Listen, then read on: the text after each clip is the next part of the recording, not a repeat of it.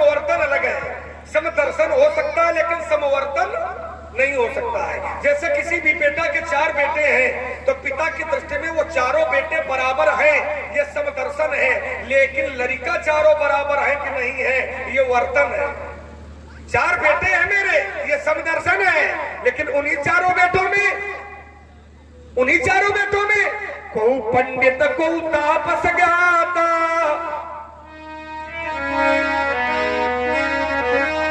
को पंडित को तापस ज्ञाता, को धनवंत सूर्य को दाता।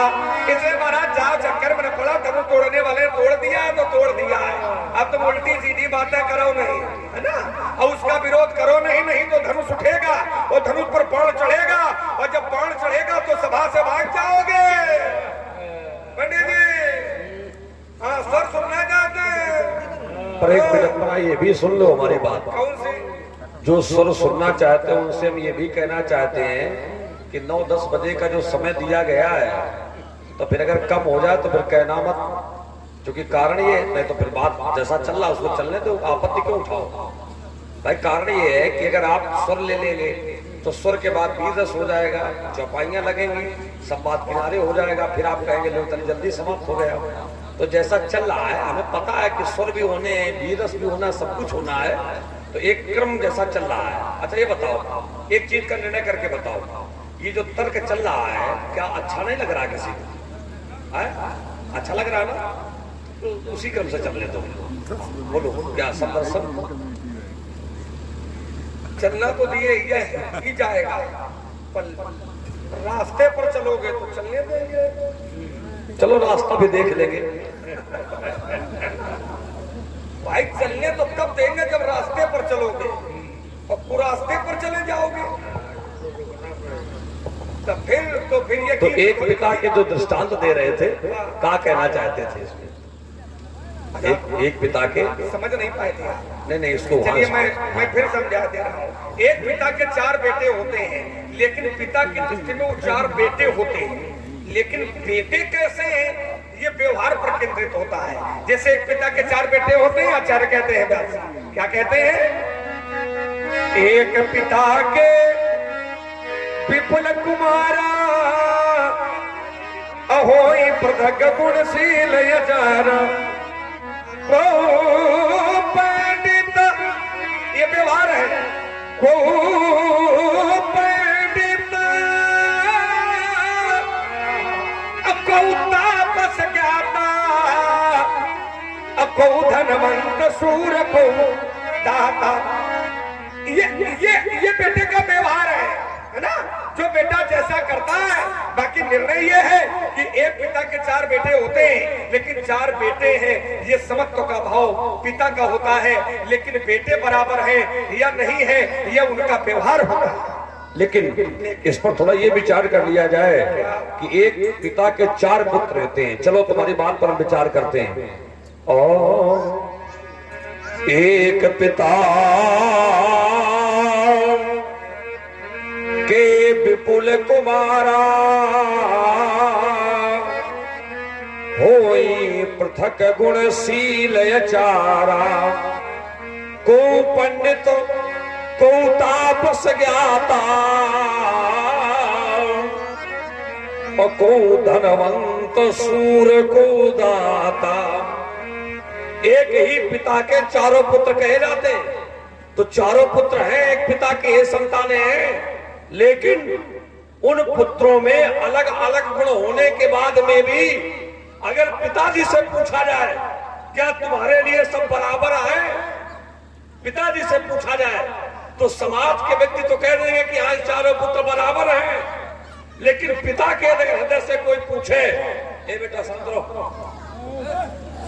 पिता के हृदय से भी कोई जाकर के पूछे कि आपके 4 बच्चे हैं, चारों बराबर हैं, तो पिता यदि ऊपरी भाव से कह दे तो बात बनी जगह है कि हमारे भाई सब बराबर है, लेकिन आंतरिक परिप्रेक्ष्य में जाकर अगर पिता मूल्यांकन करेगा तो फिर आगे कहा गया है, आगे कहा गया इसको। जैसे कुछ पुत्र बलवान तो बहुत होते, अब पिताजी से पूछा जाए बलवान पुत्र प्रिय तुम्हें, पिता कह देंगे कि बल तो बहुत है लेकिन कभी हमें एक लोटा जल नहीं देता, तुम क्या करें इसके बल का। बोले धनवान बहुत है, ये धनवान आपको प्यारा है। पिता कह देगा कि धन तो बहुत है, लेकिन अस्वस्थता में कभी औषधि ला के नहीं देता, तो क्या करें इसके धन का, क्या करें इसके धन का।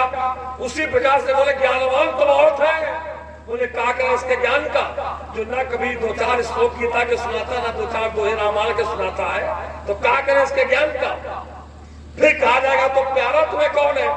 एक पुत्र ऐसा है जो ना बलवान है, ना धनवान है, ना ज्ञानवान है, सारे गुणों से हीन होने के बाद में भी केवल एक गुण है कि पिताजी का सेवक है, पिताजी की सेवा करता है।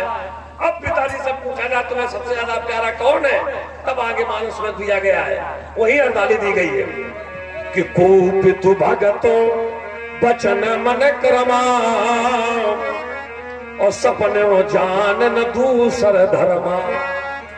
सो सुत प्रिय पितु, सो सुत माने वो पुत्र, प्रिय पितु पिता को प्रिय प्राण समाना। वो पुत्र पिताजी को प्राणों की तरह प्यारा होता है। उसके ऊपर कोई आपत्ति आती है तो पिताजी का भाव कहता है कि भगवान हमारे प्राण ले लो, लेकिन ऐसे आज्ञाकारी पुत्र का अनिष्ट न हो पावे। सो सुत प्रिय पितु प्राण समाना यद्यपि सो सब भांति अयाना। जैसे तुमने कहा अगु नहीं सगु नहीं कछु भेदा, बोले निर्गुण और सगुण में कोई भेद नहीं है, लेकिन आगे स्पष्ट कर दिया गया कि थोड़ा अगर चिंतन करोगे तो भेद स्पष्ट हो जाएगा। कैसे, बोले निराकार को मैं पकड़ नहीं सकता। निराकार को जिसका आकार निश्चित नहीं है आप उसको पकड़ नहीं पाएंगे। यदि साकार हो जाए तो वो आपकी पकड़ में आ जाएगा। तो निराकार ईश्वर उसको पकड़ने में बड़ी कठिनाई है, लेकिन साकार ईश्वर हमारी पकड़ में आ जाएगा। कैसे, जो गुण रहित सगुण सोई कैसे, तो का जल हिम उपल बिलग नहीं जैसे। बिलग नहीं जैसे, जैसे जल और बर्फ में कोई अंतर नहीं है, बर्फ ही जल है, लेकिन एक अंतर है, जल को आप पकड़ नहीं पाएंगे लेकिन बर्फ को आप पकड़ ले लेंगे। इतना अंतर है, जल को आप पकड़ नहीं पाएंगे और बर्फ को आप पकड़ लेंगे, ये अंतर है। तो समझने का अर्थ ये है कि जो साकार है उसकी उस पर पकड़ और उससे समस्याओं का समाधान है, और जो निराकार है वो तो हर जगह पर है, वो तो उदासीन है। अब चिंतन इस पर यह करना है, आपने कहा जैसे बर्फ पानी, तो पानी के रूप कौन है? बर्फ भी पानी ही है, वो अलग थोड़ी है। बर्फ भी पानी ही है, वो अलग नहीं है। अब जैसे मान लो अगर पानी न हो तो क्या बर्फ संभव है? पानी न हो तो क्या बर्फ हो सकती है? बर्फ नहीं बन सकती है। बर्फ तभी बनेगी जब पानी है, क्योंकि पानी ही बर्फ है। पानी जम गया तो वो बर्फ बन गया। इसलिए मैंने कहा था, आपने कहा जो निराकार है वो पकड़ में नहीं है। कैसी बात करते हो महाराज, हमारे यहाँ घर में लोग पैदा हुए हैं जिन्होंने निराकार को पकड़ लिया है और जैसा चाहा है फिर वैसा बनाया भी है। अच्छा, निराकार को निराकार कैसे? उत्तर ले महाराजा मनुष्य रूपा गए थे तपस्या करने, और जैसे ही तपस्या की तब विधि हारी हारत देखिए बहारा, अब मनुष्य समीप आए बहुबारा। महाराजा मनु ने तपस्या की और तपस्या करने के बाद में विधि हारी हारत देखिए बहारा, अब मनुष्य समीप आए बहुबारा। और उन्होंने कहा, ब्रह्मा विष्णु महेश ने क्या कहा कि मांगहु पर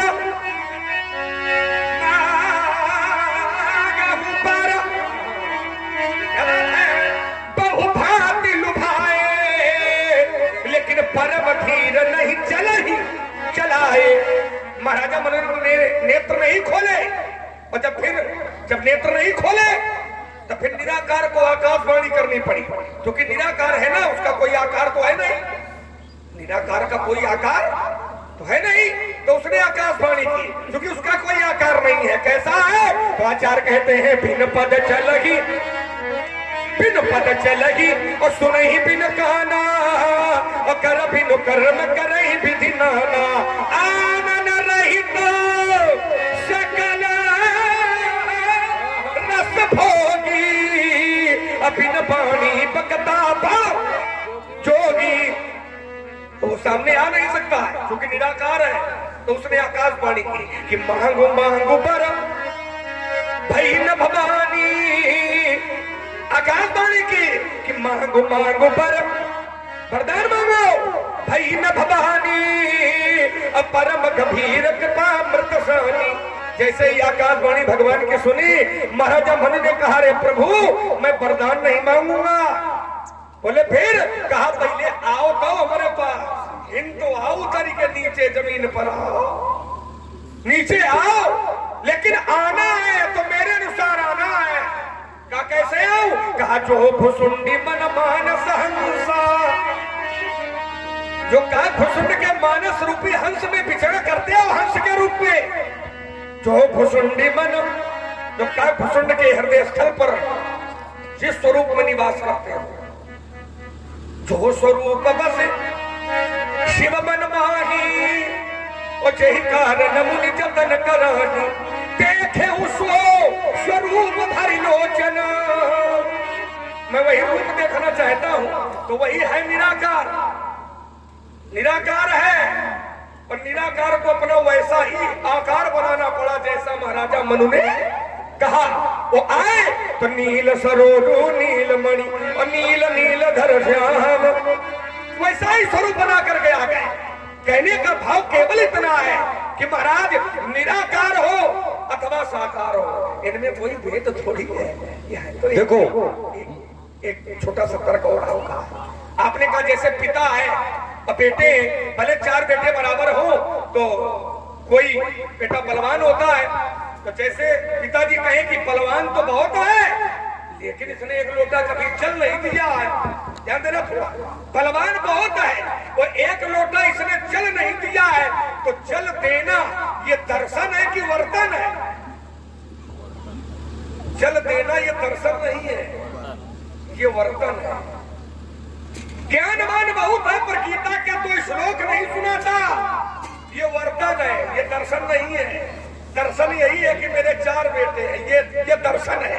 जैसे परमात्मा कहते हैं कि सब मम प्रिय सब मम उपजाए, ये दर्शन है। लेकिन इसी के नीचे वर्तन है। क्या है? कि सब ते अधिक मनुज मोहि भाए, अतिन महु तुझ अतुझ मातृतिधारी। तो दर्शन क्या है और वर्तन क्या है?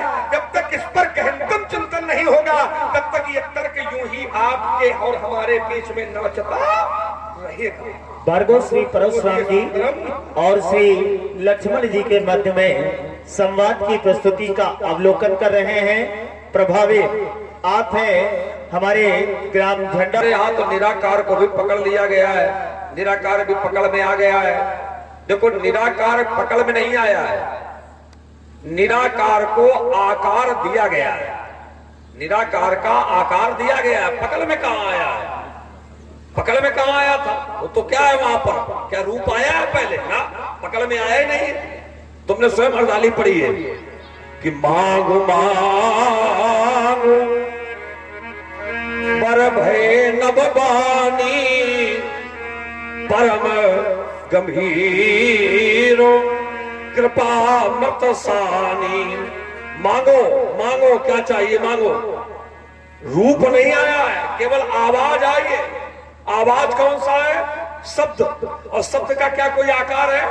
शब्द तो निराकार है, आकाश का प्रतीक है, तो वो निराकार था।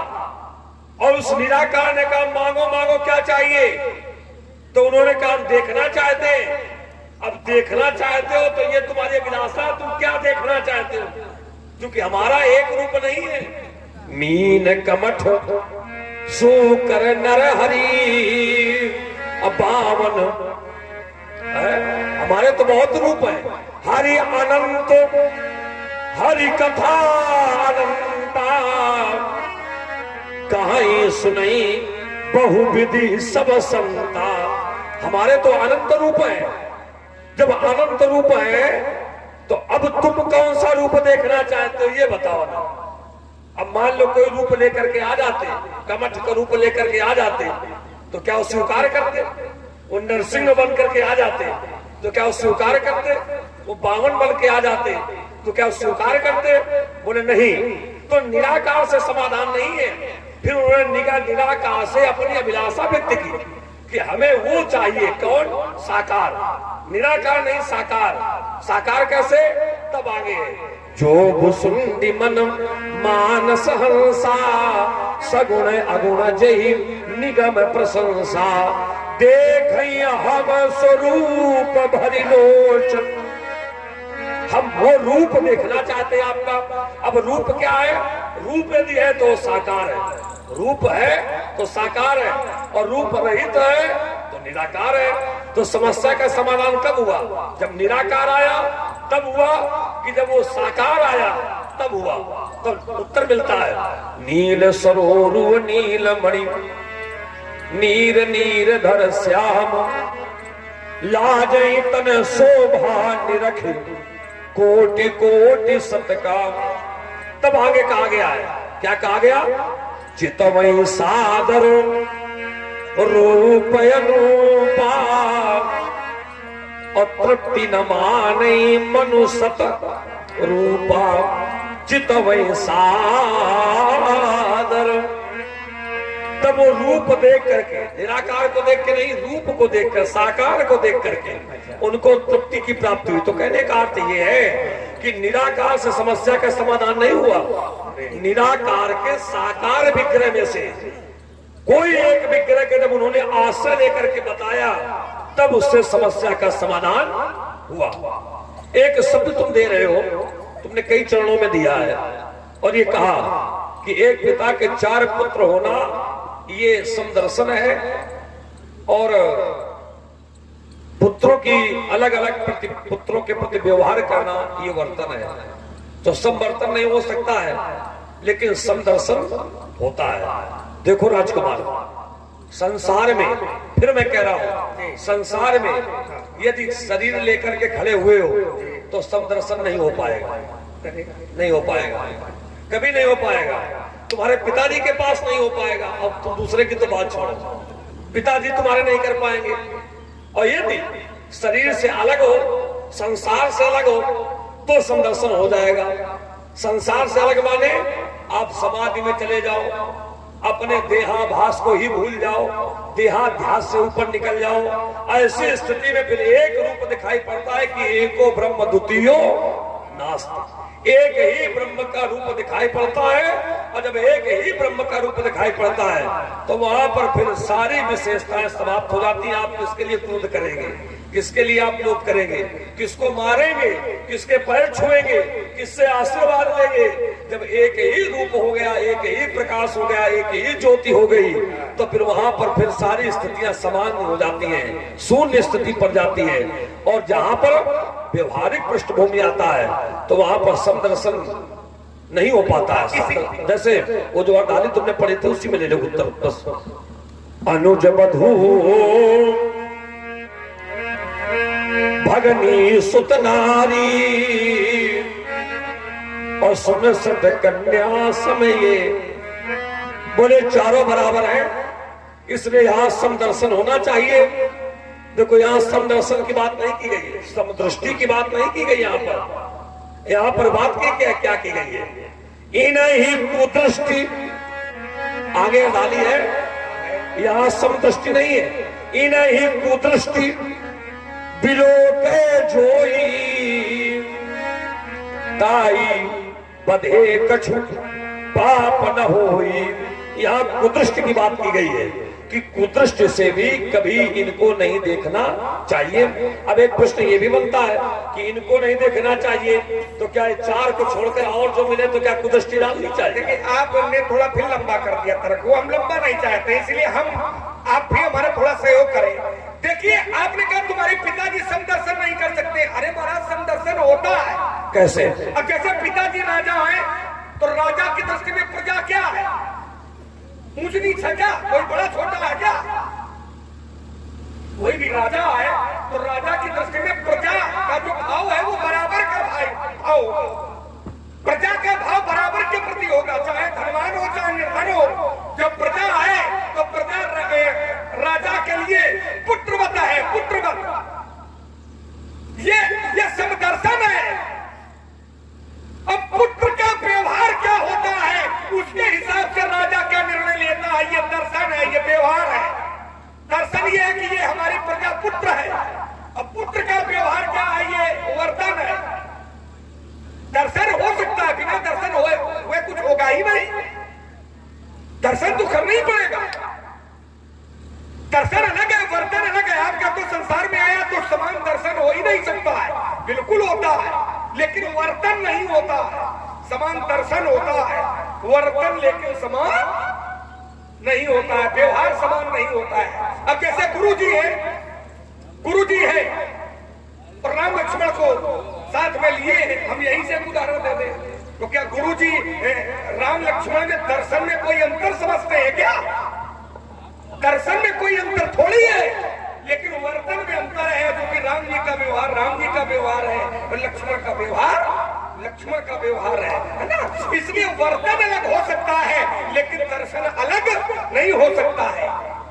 इसलिए चिंतन करिए। दूसरा तर्क आइए, हमने कहा था कि निराकार को भी पकड़ लिया तो आपने कहा निराकार का वो तो साकार है। अच्छा, जो साकार आया है वो क्या है? साकार ही निराकार है और निराकार ही साकार है। वो में कुछ अलग है क्या भाई? जो निराकार है वही साकार आया है ना। तो जो निराकार है वही साकार है, जो साकार है वही निराकार है। और इसीलिए मैंने कहा था निराकार और साकार इसमें कोई भेद नहीं है ना। अगुण सगुण दुई ब्रह्म, ये दो है तो, लेकिन अगुण ही सगुण ही नहीं कछु भेदा। निर्गुण और सगुण में कोई भेद नहीं है।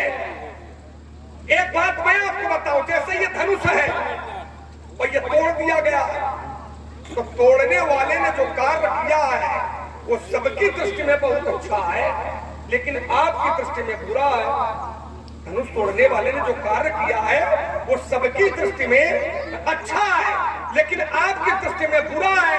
तो ये जो व्यवहार है, ये व्यवहार है, यह दर्शन नहीं है, ये व्यवहार है। तो उसके व्यवहार से त्रैलोक्य जय जयकार कर रहा है, लेकिन परशुराम जी के व्यवहार से चिढ़ गए हैं।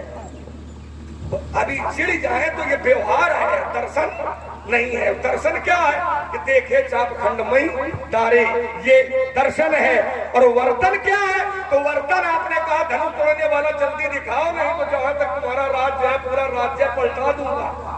ये वर्तन है, ये व्यवहार है। इसलिए महाराज जाओ किसी मंदिर में और हिंदू सभा से भाग जाओ कि मुनि जब धनुष संभालेंगे, बड़ो केवल चक्कर में अरे धनुष का सर उठा लेंगे।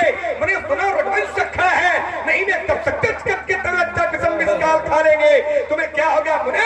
अरे जो करते ही तो जाते हो, वीर सिंहों को मुनि वर्षा दिखाते हो। देखो, समदर्शन समवर्तन में तुमसे संक्षिप्त उत्तर में दिए दे रहा हूँ। अगर तुमने हमसे कहा था आपके सहयोग की आवश्यकता है तो बहुत संक्षिप्त उत्तर में तुम्हें दिए देता हूँ। हमें ऐसा लग रहा है कि तुम्हें ये भ्रम हो गया है कि मेरा तर्क ये है कि निर्गुण और सगुण दोनों को परशुराम जी एक नहीं मान रहे हैं। तुम्हें ऐसा लग रहा है, जबकि मेरा तर्क ये है कि निर्गुण और सगुण का भाव ये है कि जैसे जल और बर्फ, जल ही बर्फ है। मैंने क्या कहा था? जल ही बर्फ है और बर्फ में जल है।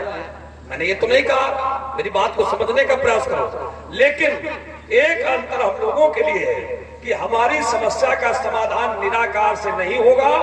जब भी समाधान होगा तो हमारी समस्या का समाधान साकार से ही होगा। बुला ले अगर आपत्ति आई तो बुला ले, नहीं तो आना ही पड़ेगा। तुम वही कह रहे हो समस्या का समाधान। तो अब आपके आगे समस्या हो तो भाई बुलाओ, हमारे आगे तो कोई समस्या नहीं है। अब ये विषय थोड़ा अलग हट जाएगा, ये विषय अलग हट जाएगा। देखो, तुम कहते हो हमारे सामने कोई समस्या नहीं है, मेरे सामने नहीं है। अरे तो नहीं है तो कोई बात नहीं। हम क्या कह रहे हैं कि तुम आपके सामने है, आपके सामने है कोई समस्या? हमारे सामने है तो हमारे अंदर सामर्थ्य है, हमें तुम आवश्यकता नहीं। आप तो कह रहे हो कि समस्या का समाधान साकार से होगा ना। मैं ये कह रहा हूँ कि संसार की समस्या का समाधान जब भी होगा साकार से होगा।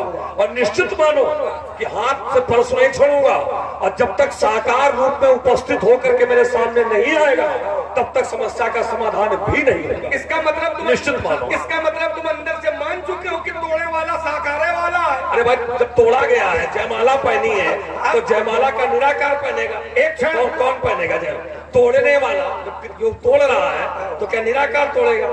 कैसे तोड़ेगा? देखो, जहाँ साकार निराकार की चल रही तो साधारण लोगों की चर्चा नहीं चल रही। नहीं तो तुम किसकी बात कर जो रहे हो? निराकार और साकार का मेरा आपका तर्क चल रहा है वो साधारण लोगों का नहीं चल रहा है। तुम जहां से जोड़ना चाहो। साधारण लोग साकार तो है लेकिन निराकार थोड़ी है। नहीं, लेकिन वो निराकार है जो चर्चा उसकी चल रही ना, और उसी पर हमने जोड़ कर रखा था। क्योंकि आपने कहा था समस्या का समाधान साकार से होगा, तो हमने कहा कोई समस्या है क्या आपके सामने? तो आपने कहा नहीं, वो साकार होकर ही आएगा। तो हम कहा, तो तब हमने कहा था कि अंदर से भगवान मान ली नौका। नहीं, भगवान माना नहीं है। अच्छा, तो ठीक। समस्या का यहाँ भी समाधान साकार रूप में होगा, और जहां जहां समस्या आई है वहां समाधान साकार रूप में ही हुआ है। एक प्रमाण ले लो हमसे थोड़े शब्दों में बस। एक समस्या बहुत बड़ी आई, समाधान नहीं हो रहा था, और समाधान हुआ तो साकार रूप में ही हुआ, साकार रूप में ही निर्णय दिया गया। समस्या थी, समस्या देवलोक गई, देवलोक से ब्रह्मलोक चली गई, समाधान नहीं हो पा रहा था, और वो ईश्वर तो हर जगह पर है। और शंकर जी ने प्रमाणित भी कर दिया कि हरि व्यापक सर्वत्र समाना हर जगह पर है। अगर जगह मैं स्वर हित विरागी प्रेम प्रकटे जी भी। अब चौपाई पढ़ो ज्यादा यहाँ बताओ, जो पढ़े का कही रहा। अब प्रेम के प्रकटे जी में आगे बताने लगे, ये सब हमका याद है। ये सब बातें का बता। यार जी हमें लगता है झगड़ा करना चाहता का ये। तुमने कौन कहा था कहा? अगर तुम्हारा झगड़ा करने का मन हो तो बेटा तुम निपट लो। फिर ये सब चौपाइयां श्लोक करो किनारे, हाँ ये सब करो किनारे, फिर तुम निपट ही लो, तो देख लो फिर। कमजोर है यार जी तुम बता दो कमजोर है कि नहीं, नीचे से ऊपर तक हमें देखो इन्हें देखो, और फिर निर्णय करके बता दो। वो है वो है बताइए तो। अब तुम्हारी तरफ देख के चुप पे बैठा था, उन्हें समझे पा रहे हो। मतलब आपका शरीर दादा है, कोई बात नहीं। हाथी का शरीर बहुत होता है पर चींटी काम लगा देती है। मर जाओगे बेटा, चींटी बना घूम रहा है। अम्मा नहीं कर पाती है। इसलिए महाराज याद रखो, देखते हैं तो पर्वत तो क्षण भर में मजा सिखा देता, अरमान मिटा लेता, दिल के पर की याद भुला देता, ये छिलता धनुष्मान करके घरघोर दिखा देता, उछल के पुरस्कार पंडित जी सभी भुला देता। सीधे जल्दी बोलो, हमारी तरफ ना देखो, फरसा मारेंगे इसकी। जल्दी बोलो, जल्दी बोलो। भार्गव परशुराम जी और श्री लक्ष्मण जी के मध्य में रोचक संवाद की प्रस्तुति का अवलोकन कर रहे हैं। छोटी सी बच्ची है सेजल पाल, और इस बच्ची की ओर से 10 पत्र मुद्राएं परशुराम जी के चरणों में भेंट की गई हैं। आप हैं ग्राम चिल्ली मीरानपुर से हमारे किशोरी लाल पाल जी, आपकी ओर से 100 पत्र मुद्राएं क्रमशः भार्गव परशुराम जी, श्री लक्ष्मण जी और व्यासपीठ के लिए भेंट किए गए हैं। सहयोगियों की श्रृंखला में हमारे अनुराग पाल झंडापुर 101 पत्र मुद्राएं, और किशोरी लाल पाल जी चिल्ली मीरानपुर, आपके द्वारा भी 101 रुपए का सहयोग प्रदान किया गया है। बहुत बहुत धन्यवाद। और आप हैं हमारे जगदीश संधवार जी, हमारे झंडापुर के ही निवासी हैं। आपने 111 रुपए का सहयोग हमारी समिति को प्रदान किया, बहुत बहुत धन्यवाद। सुमित्रा के अंक के सुंदर खिलौना समर का जाने, तेरी अल्प है उम्र। विप्र वीर चर पालक में परशुराम छावना, छोटो सो रोकना मेरी डगर। दानी है जो बार बार धनुष पर चढ़ा पर, तो सुंदर सुमित्र सूरज जई है बिगर। इसलिए मौनदार बैठ जा मंच पर, बैठ जा मंच पर, नहीं तो ऋण को लेखी समझे में न पड़ा। नहीं, याद रखो महाराज, है ये खेलता धनुष के प्रत्यंजा करता है तो रोदे के कण से कण फोड़ जाते हैं। अब जब मस्ते मस्त होकर के चलता है तो संग्रह पर धमक के धाके से फोड़ जाते हैं। जब पड़ता है पाला भी लखना से ये बड़े बड़े योद्धाओं के छक्के छोड़ जाते हैं। वो युद्ध बीच देखना मेरे भाव का चातुर जैसे मेरे तक के जो सच छल छबीले बेटा न कर मन रानी अनेक बड़ी बेभाषा सब छड़ी है दिया फरियावतिया से ससानी रेणुका नंदन के फंदन में लक्ष्मण भूलोगे हठानी छुटिए विद्वांस नहीं समय छूटेगे सारे को होंगे भान जब कब की समझ में कराएगा अजय खोला मचाएंगे सब लोग बात पाल जब शेष का महेंद्र का भरण हिल जाएगा अपने का पाला जब दशरथ कला से तो पंडित जी तुम्हारी पूजत अरे ये नेत्र के फंसा चाहता हूँ सोन छत छत छत के ढेर में लगाता हूँ काट का छुटन के मुंड आदि को सोच के संतान बीच में बहाता हूँ काट पानी को भगवान के बाल तोड़ी बड़े बड़े पीड़ित के छक्के छुआता हूँ पांच पांच शत्रु के नोचे समझो दादा सोन के गुंड में नहाता हूँ ये वर्ग आता गीत हमारे में धरती का सुंदरदानी पर लड़कर कोई शिकार पाया हार भी ना मैंने मारी अत्रो प्रवेश करके मैंने जिसको अपने अर्थ में और जो जो जब मैंने सन्मुख आई जिनको खेत पड़ा विद्युत मेरे अंग अंग में ये विद्युत मेरे अंग अंग में और ये तन बहानियां मन फैला दी अंबर गाता की हमारे मैं धरती का सुंदरदानी मत बनाने को लखनलाल का काल थल तो उछल उछल ये सोता सिंह लगाता है और पुरी के रघुवंश को काल का कमल बनाता है पिता दे राजा दशरथ सन्मुख आने में डरते हैं अज्ञानपूर्ण आवेशपूर्ण बात स्वप्न में करते हैं उनका तनय होकर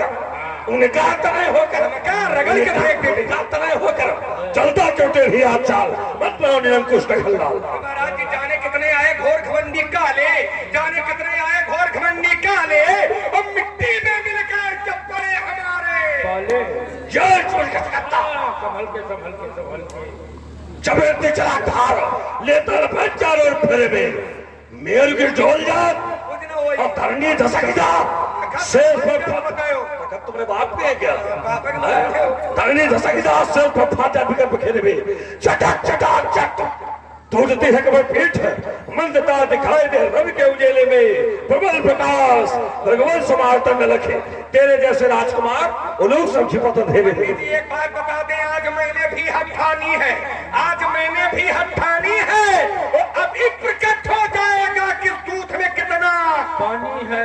अरे आप प्रकट करो हो ही जाए आज हो जाए जितने गाजी पटक दे उठा के अरे ये न करो महाराज चलो बाप ने बचा लिया तो सब काम बच गया बचा लिया तो बच गए बेचारे मरे धरे थे तुम्हें हाँ हम मरे धरे रहो तुम ठाड़ रहते भाई दशरथ के नंदन पर जाइयो बेटा फंदनमा चलिए भगवंतन का फसाल बन का है पर यो ने दिखाए बिनको उसी समय दो मिथिला से भगिया दे सर्व भयं का है सिगरे रघुवंश को मार दिगा दिडारो भूमि अवध को भाव खोज सरयू में निशंका है एति कार्य कर गुरु को जाना शीश हंग आदा महन्ना को धाऊ डडंका है आ गई रे ब्यासी कि बचा ली नहीं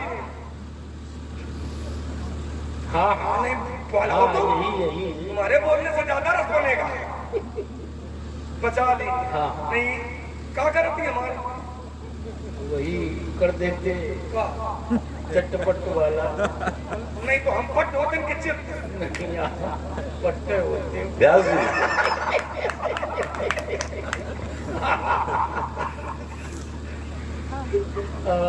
पट होते तो पट को चित्त करना सबके बस का खेल भी नहीं होता है और युद्ध जो ये होता है इसमें चित्तई का खेल होता है चित्त हो तो फिर ठीक है वो चित्त नहीं कर पाए हो तो चाहे जितने बलवान हो घूमे रहोगे बोले से है ना। और एक बात बता दे हमारा मान लो इनका युद्ध हो गया तो आप बता रहे ना हम बहुत हाथी है लक्ष्मण बहुत दूबर है इनके कहने का भाव इतना है आपसे कहा भी था शरीर देख लियो है ना। तो मान लियो हमारा इनका युद्ध हो गया मिथिला में और धोखे से परशुराम जी ने हमें मार दिया धोखे से नहीं सही बिल्कुल मानो अच्छा सही मान लियो ये तब है नहीं ऐसा है ना क्योंकि हमका मारे वाले गंगा किनारे सब लग रहे हैं फिर भी मान ले नहीं मान का मारे मान लेंगे मर गए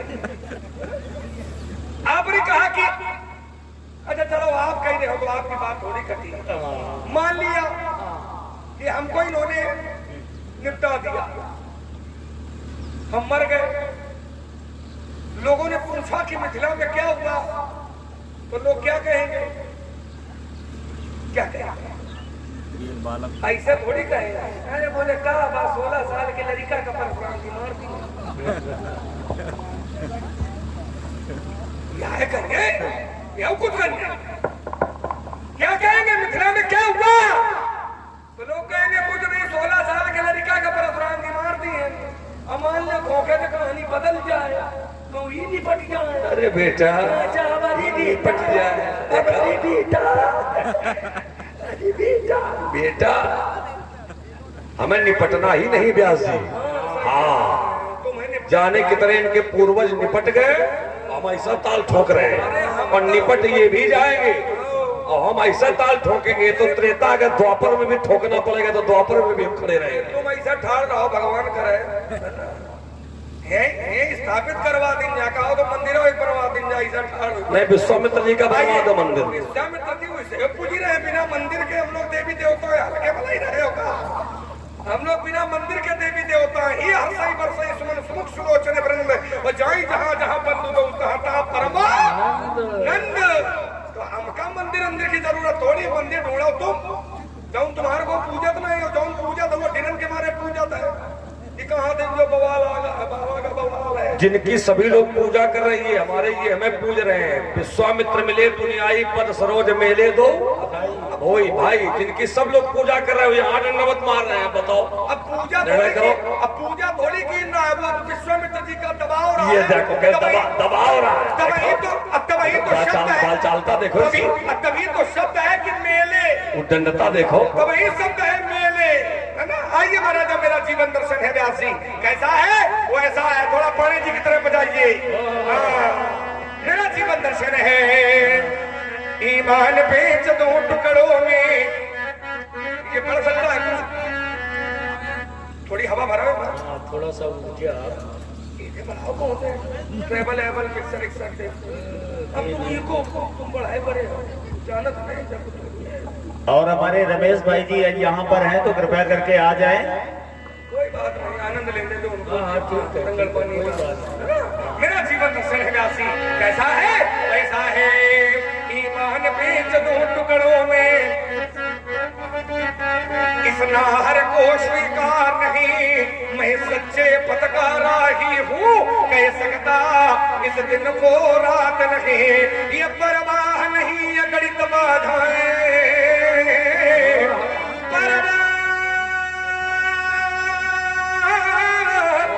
नहीं अगणित बाधाएं,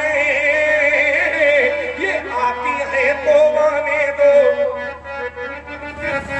ये आती है तो आने दो, ये महानाथ की दिल घटाएं, ये छाती है तो छाने दो, अरे हमें चिंता किसकी है,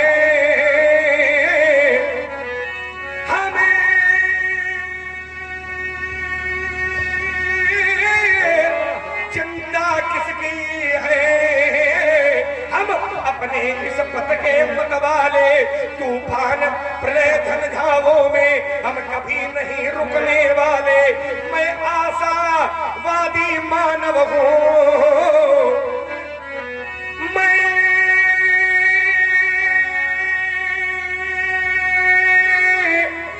आशावादी मानव हूँ, हो सकता कभी निराश नहीं, क्योंकि जीवन मेरा दास बना, पर मैं जीवन का दास नहीं। देखो ये तुम्हारी तपस्या नहीं है, समाज में हर एक व्यक्ति की अपनी अपनी तपस्या होती है।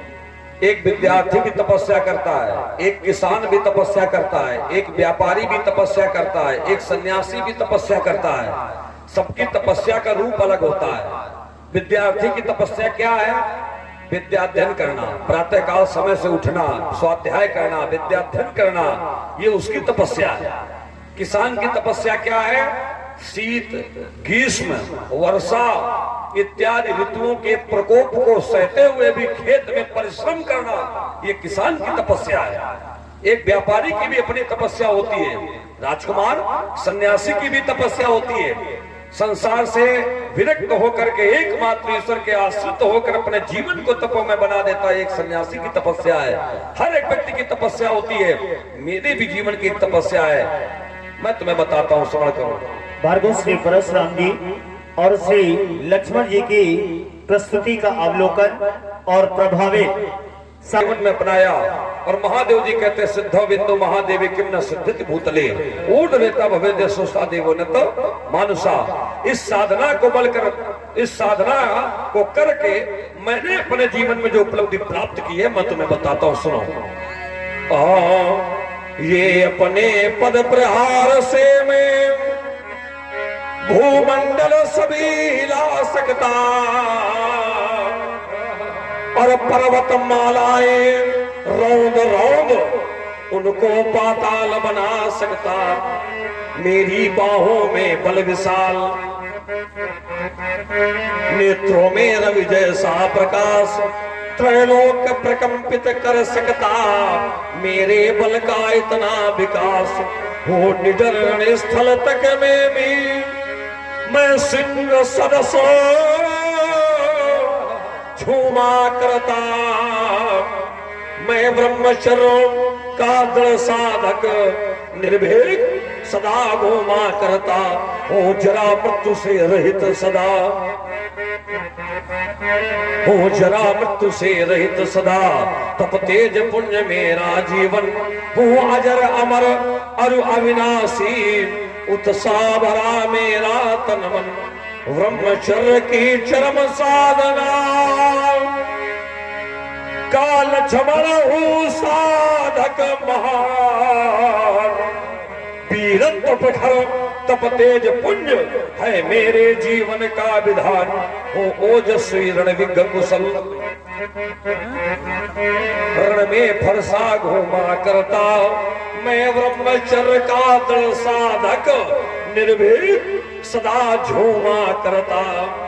आपने कहा कि साधना होती है और मैंने भी साधना की है, तपस्या की है। मेरा तप क्या है? कहा मैं ब्रह्मचर्य का दृढ़ साधक निर्भीक धरा पर चलता हूं। प्रत्येक व्यक्ति के अपने अपने चलने का तरीका अपना होता है, मार्ग अपना होता है। चलने का प्रकार भी व्यक्ति का अलग अलग होता है।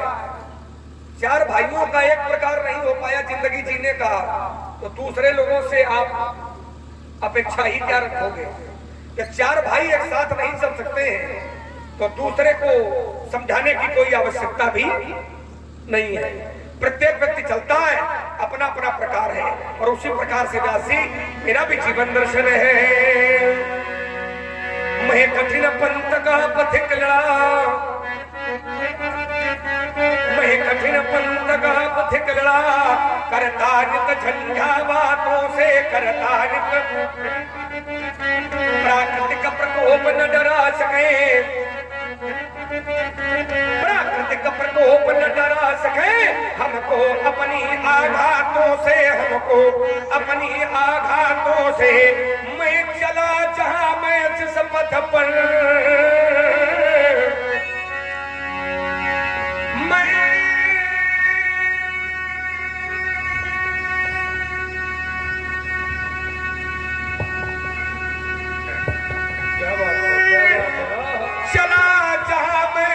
पथ पर फिर नहीं देखा हमने आदि अंत,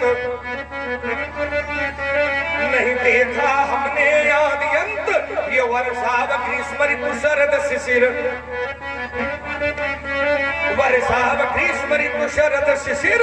वो हेमंत और बीता बसंत, हेमंत और बीता बसंत। सुख से न राग, दुख से न द्वेष,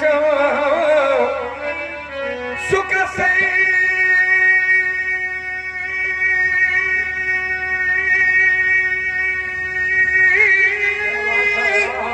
न राग, दुख से न द्वेष। हो गया पृथक जगन्नाथों से, हो गया पृथक जगन्नाथों से। मैं कठिन पंथ का पथिक लड़ा, करता नित झंझा बातों से। राजकुमार लक्ष्मण ने बताया मैं कठिन पंथ का पथिक लड़ा करता झंझा बातों से। राजकुमार तुम अपने मार्ग की कठिनाई को मुझे बता रहे हो, जरा मेरे संदर्भ में सुनो। ये मद से मतवाले हो छत्री, मद से मतवाले हो छत्री। जब धर्म कर्म थे भूल गए, शासन सत्ता में हो मनांग, अपने मन में थे भूल गए। धरणी पर अनाचार इतना क्षत्रिय राजा फैलाए थे, सब प्रजा वर्ग को लूट लूट जग में आतंक मचाए थे। होकर राजा तज धर्म नीति करते थे अपनी मनमानी। है मेरे इस वीर वेश की वसुधा तल पर अमर कहानी। जब देखा अत्याचार बढ़े सब जन जन की मर्यादा पर, तब किया कठिन प्रण था लक्ष्मण, नहीं ध्यान दिया कुछ बाधा पर। ले फरसा दुष्ट क्षत्रियों को अवनी से सभी मिटाऊंगा। जनता पर अत्याचारों का उनको मजा चखाऊंगा। तोड़ूंगा उनकी शक्ति को जितने नपत भी अभिमानी। है मेरे इस वीर वेश की वसुधा तल पर अमर कहानी। ले परस सहस बाबू को, ले परस सहस बाबू को सबसे पहले संहार दिया। अच्छोनी सेनाएं उसकी मैंने परसुधार से काट दिया। फिर घूम घूम धरणी तल के राजों को सबक सिखाया था। जो मिला जहां पर समर मत।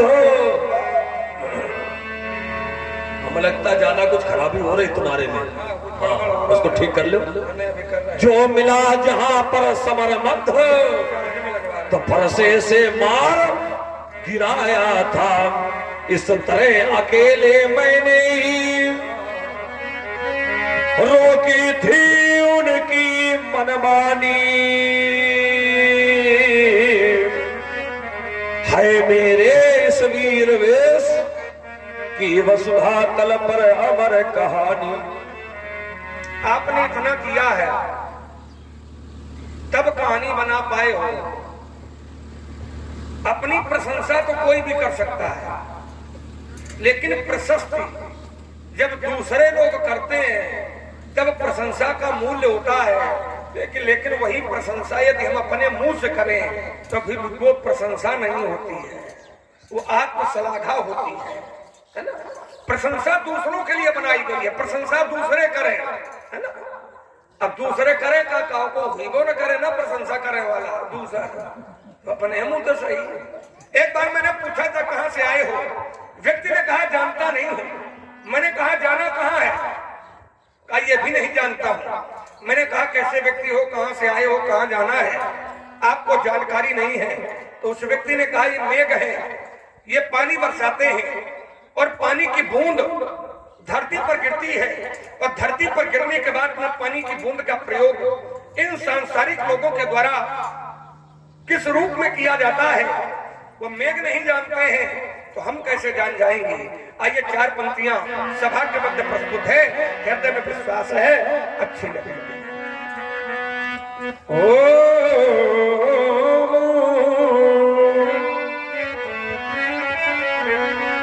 कहां से आए कैसे आए किसी को ये मालूम नहीं। कहां से आए कैसे आए किसी को ये मालूम नहीं। और कौन बूंद मोती बन जाए ये इन मेघों को मालूम नहीं। प्रातःकाल होते ही पक्षी ये दाना चुगने चल देते हैं। मित्रों, कवि ने पक्षी शब्द का प्रयोग किया है और ये पक्षी कोई और नहीं है, पक्षी का अर्थ हम सभी लोगों से। प्रातःकाल होता है, हम सभी लोग अपने अपने घरों का त्याग कर देते हैं, परिश्रम करते हैं और उस परिश्रम के बदले में जो हमको धन मिलता है उस धन से हम सभी लोग अपने अपने परिवार का उदर पोषण करते हैं। तो कवि ने कहा ये प्रातः काल होते ही पक्षी ये दाना चुगने चल देते हैं और छोड़ घोंसले में बच्चों को इस जीवन की नैया खेते हैं, लेकिन ये प्राण पखेरू कब उड़ जाए। व्यक्ति घर से निकला और शाम तक नहीं पहुंचा तो व्यक्ति के परिवार वाले चिंता करते हैं। छोटे छोटे बच्चे अपनी माँ के पास जाते और माँ से कहते हैं मैया पिताजी सुबह निकले थे, रात हो गई, अभी वापस नहीं आए। तो यही समाज के वयोवृद्ध लोग कहा करते हैं कि व्यक्ति घर से निकले तो मित्र ये ठिकाना नहीं होता कि शाम को सुरक्षित आएगा अथवा नहीं आएगा। और तभी तो कवि को कहना पड़ गया कि ये प्राण पखेरू कब उड़ जाए, ये उन बच्चों को मालूम नहीं तो कौन बूंद मोती बन जाए, ये इन मेघों को मालूम नहीं तो अनजाने राही देखो। अनजाने अनजाने कहते हैं अपरिचित को, राही राही कहते हैं मार्ग में चलने वाले व्यक्ति को। कवि ने कहा ये एक नहीं है दो हैं। विद्वानों ने पूछा कौन है, कहा एक का नाम है पर और दूसरे का नाम है कन्या। पर और कन्या ये दो अनजाने राही। और एक अवसर आता है इनके जीवन काल में, कौन सा, जब ये दाम्पत्य सूत्र में बंधते हैं तो अनजाने राही एक दिन दाम्पत्य सूत्र में बंधते हैं और साथ न छोड़ेंगे जीवन में ऐसी कसमें खाते हैं, लेकिन कौन सा साथी कब छूट जाए। न पत्नी को मालूम है कि पति पहले जाएगा और न पति को मालूम है कि संसार की लड़ाई में क्या पत्नी का साथ पहले छूटेगा। और तभी तो कवि ने कह दिया कि कौन सा साथी कब छूट जाए, ये दंपति को मालूम नहीं और कहां से आए कैसे आए किसी को ये मालूम नहीं। ऋषि दधीच का दान विश्व में अमृत का वरदान हो गया और शिल्प कलाकारों के द्वारा अब पत्थर भी भगवान बन गया।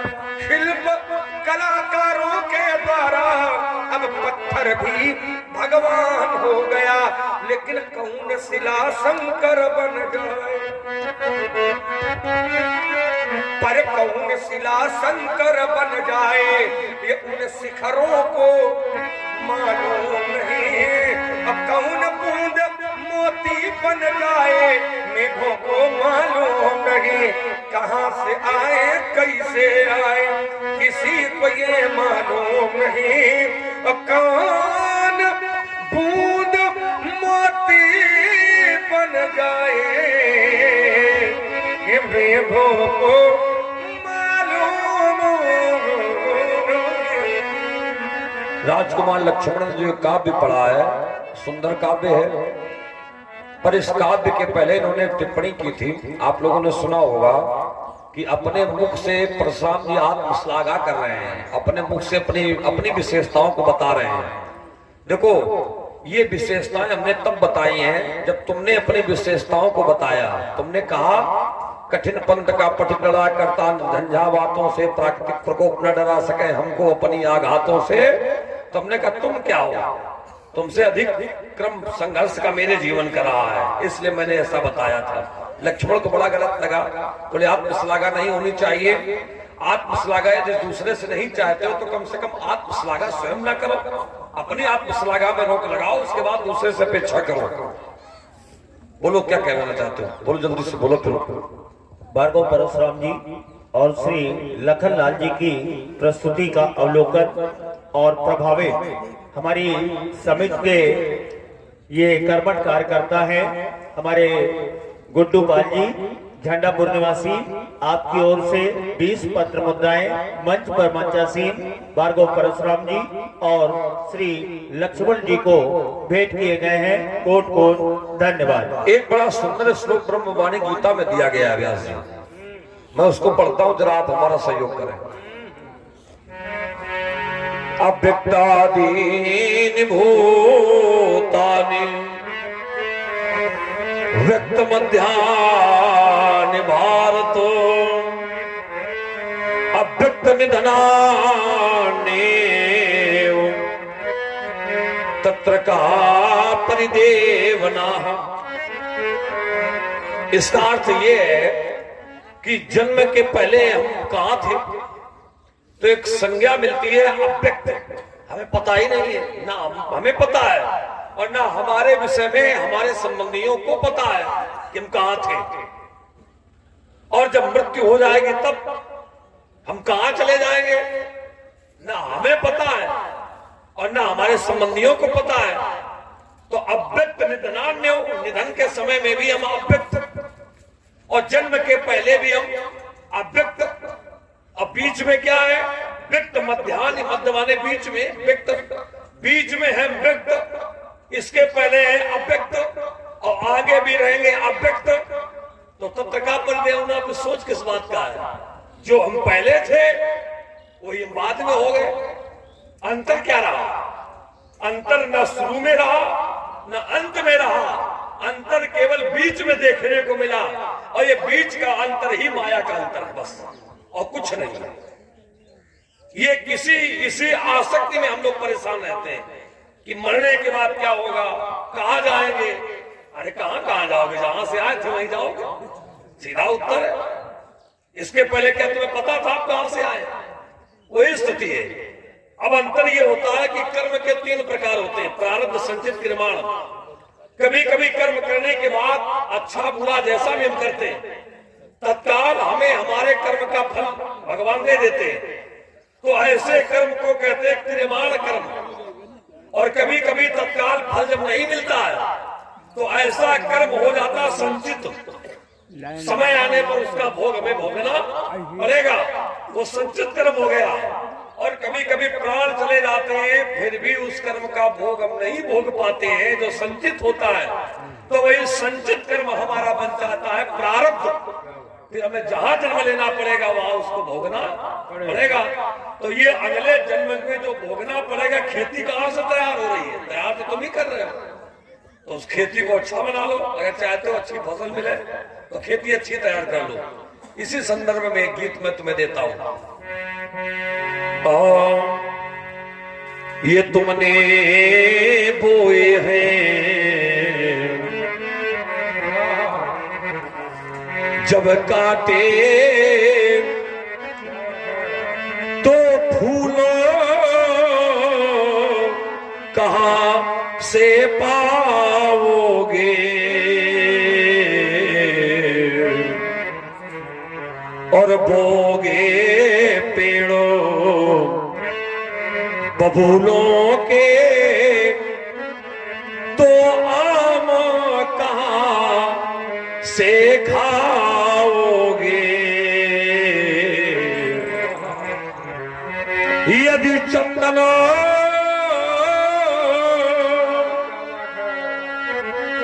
हो तो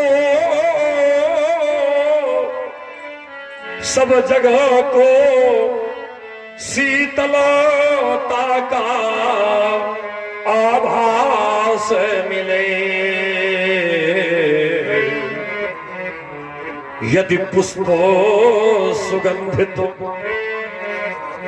बगिया के तो ज्ञानी सरल सुबास मिले। कागज के कृत्रिम फूलों से तुम कैसे सुगंध बिखराओगे, और तुमने बोए हैं जब काटे तो फूलों कहाँ से पाओगे। कागा कागा किससे क्या लेता है और कोयल किसको क्या देती है। पर अपनी मधुर वाणी से सबके मन को हर लेती है। तुम बोलोगे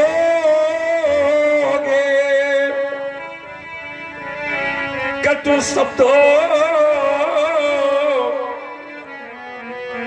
तो सद्भावों कहाँ से पाओगे। और तुमने बोए हैं जब काटे तो फूल कहाँ से पाओगे। भार्गव परशुराम जी और श्री लक्ष्मण जी की इन रसों से परिपूर्ण प्रस्तुति का आनंद ले रहे हैं।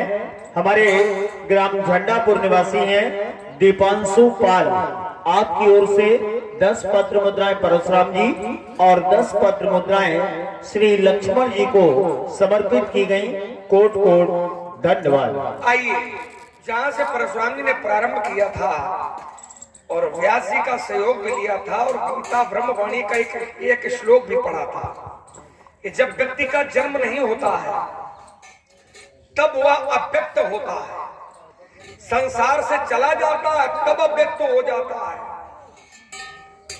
लेकिन जो बीच का होता है वो व्यक्त होता है।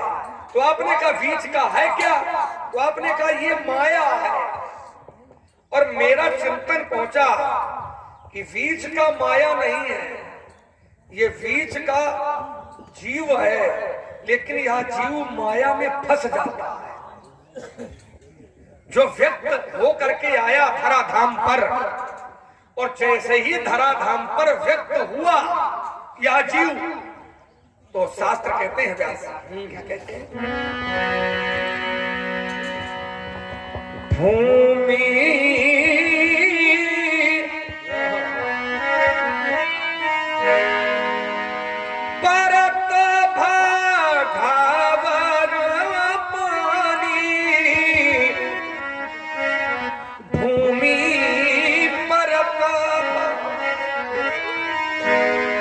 बादल हमको जब बरसात का मौसम होता है तो काले दिखाई पड़ते हैं, काले, तो ये बादल काले दिखाई पड़ते हैं। तो बादल काले थोड़ी होते हैं, उन बादलों में जल भरा होता है, जल। तो हमारी और बादलों की पहुंच ज्यादा है ना, तो जल भरा है, इसलिए वो जो बादल है वो हमको काले दिखाई पड़ते हैं। वो अव्यक्त है, जल अव्यक्त है, लेकिन वही जल जब बरस जाता है व्यक्त होकर के धरती पर आ जाता है। और जब वो जल जब वो मिट्टी से मिल जाता है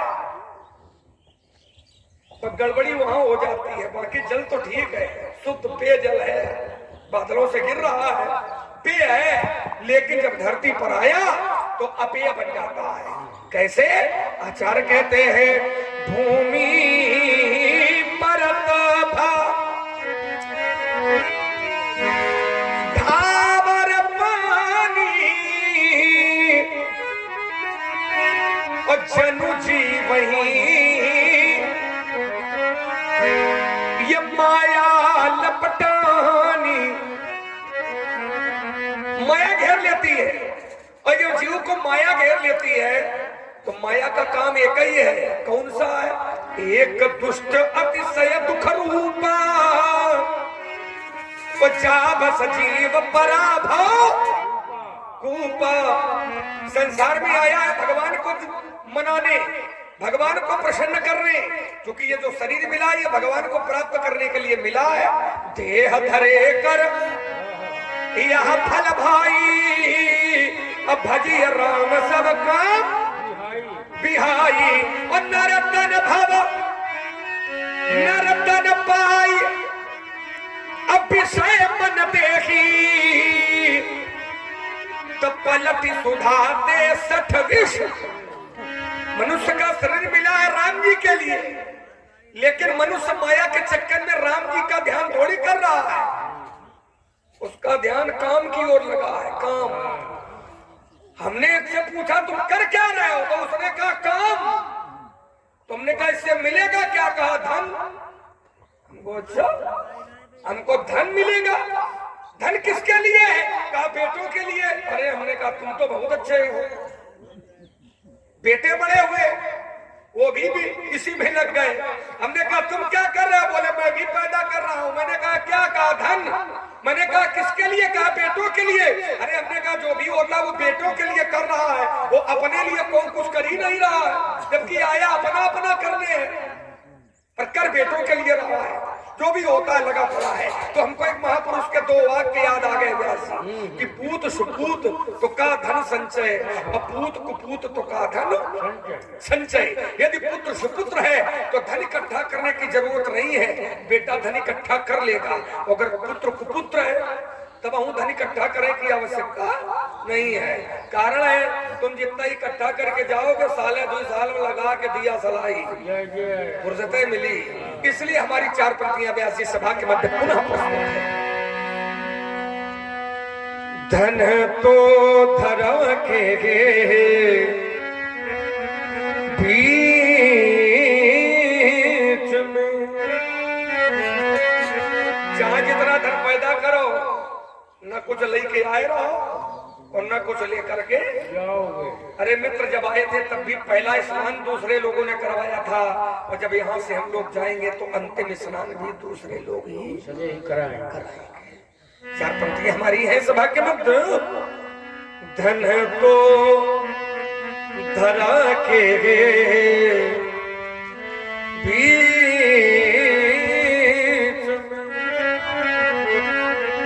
सबका धर्म रह जाए, पशु भी बंधे रह जाएंगे, जब अंत का दिन आएगा। नारी लगे प्यारी तुम्हारी, तुम्हें देखती रह जाएगी। और एक बात बताएं, जिस देह पर तू गर्भ करता वो धूल में मिल जाएगी। वैभव तुम्हारा इस जगत में काम कुछ ना आएगा, सब कुछ यही रह जाएगा, जब अंत का दिन आएगा। क्योंकि नियम कहता है व्यास जी, राजा रहा है, राजा रहा है, न रानी रहेगी यहाँ, और ये भावना ना रहेंगे, न कोई छानी रह जाएगी, ओ हम भी ना रहेंगे, और तुम सब भी ना रहोगे यहाँ। कहने को केवल कहानी रह जाए। क्यों? क्योंकि पत्नी साथ देती है तो केवल घर की देहरी तक, है ना? ये सगे संबंधी भी साथ देते हैं तो केवल शमशान घाट तक। ये बेटा भी हक निभाएगा, वो भी अग्निदान तक। इसके आगे कोई संबंधी है जो चलेगा? कोई जाएगा क्या? कोई नहीं जाएगा, चाहे जितने बड़े सगे हों, चाहे जितना प्यारा हो, लेकिन इसके आगे कोई नहीं जानता है ना? पर मैंने ढूंढ लिया है, अपना साथी बना लिया चलने वाला। आप लोगों से भी चाहूंगा कि आप लोग भी बना लीजिए। मैंने तो अपना साथी खोज लिया है व्यासी कि इसके तो आगे, इसके तो आगे भजन है रे साथी, और भजन के बिना तू अकेला रहेगा। रे मन ये 2 दिन का ये मेला रहेगा, ये कायम न जग का ये झमेला रहेगा। तभी तो कहता हूं ना कि कोठी बंगले खड़े रह गए, हर नगीने जड़े रह गए। अंत में लखपति को न धेला मिला, हंस जब जब उड़ा तब अकेला उड़ा। हंस जब जब उड़ा तब